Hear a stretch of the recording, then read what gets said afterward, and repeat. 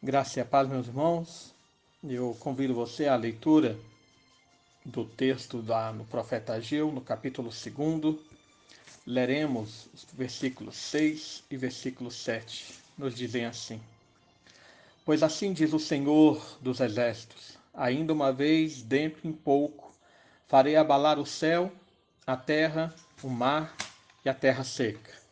Farei abalar todas as nações, e as coisas preciosas de todas as nações virão, e encherei de glória esta casa, diz o Senhor dos Exércitos.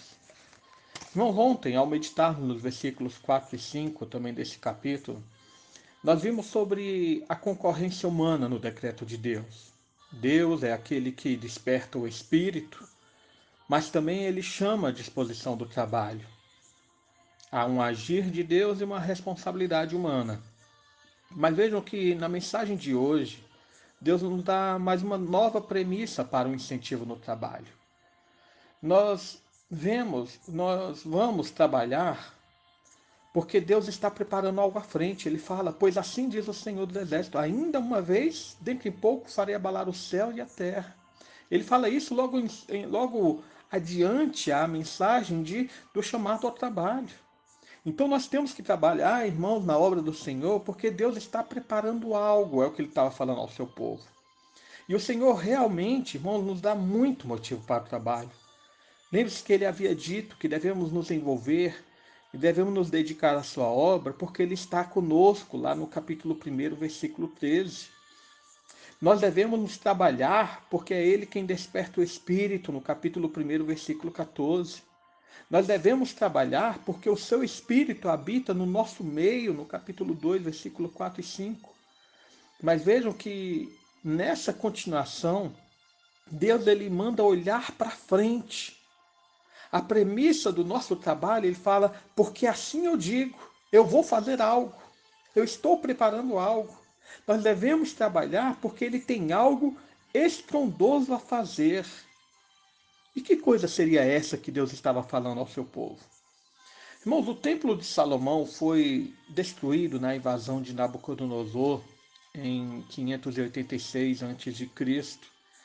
E era necessário, então, nesse período agora do retorno do povo do exílio babilônico pelas mãos ali de Ciro Persa, 70, 80 anos depois, era necessário então a reconstrução desse templo.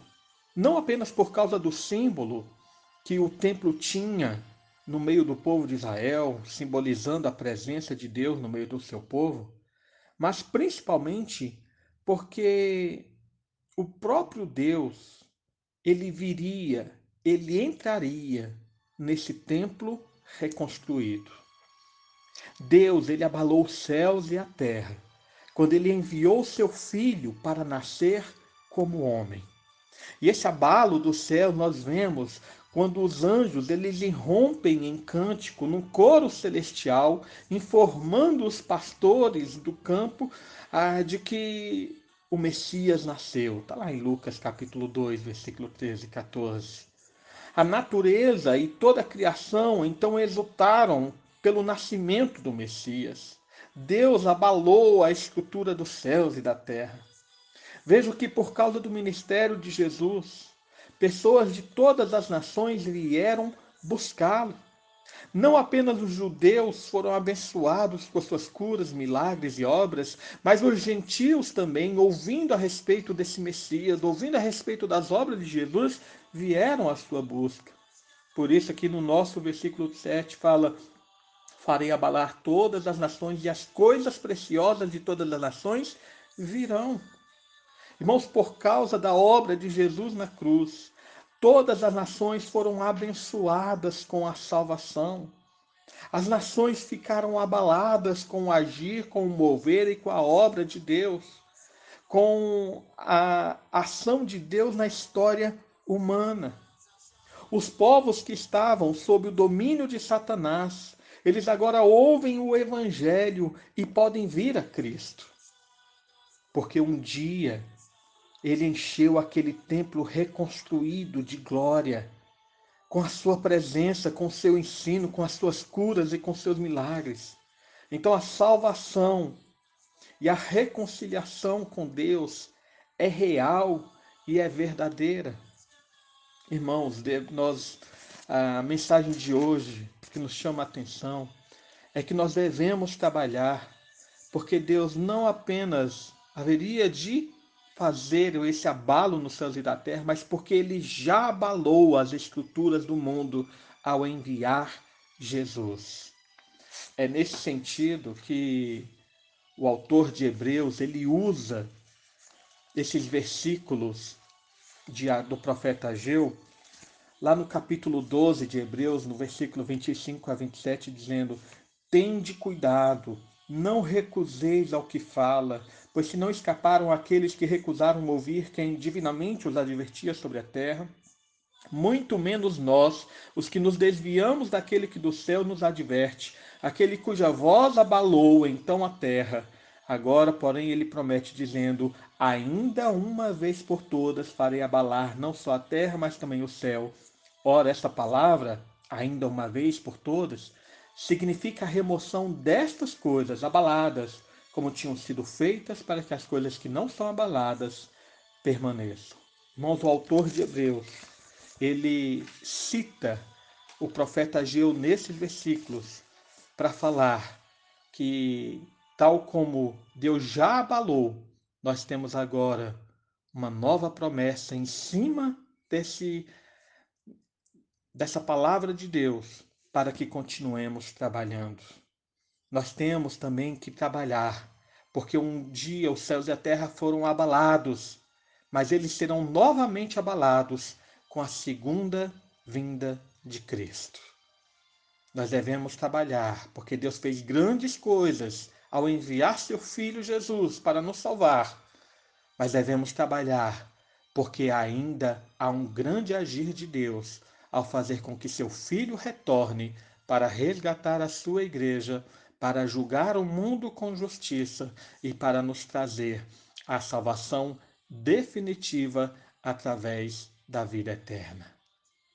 Os céus e a terra serão novamente abalados, como nos diz as Escrituras, porque ele retornará nos céus. E com grande clangor de trombeta, os anjos anunciarão a volta de Jesus, e todos os povos olharão para aquele a quem traspassaram. E todos os povos haverão de confessar que Jesus Cristo é o Senhor, para a glória de Deus Pai.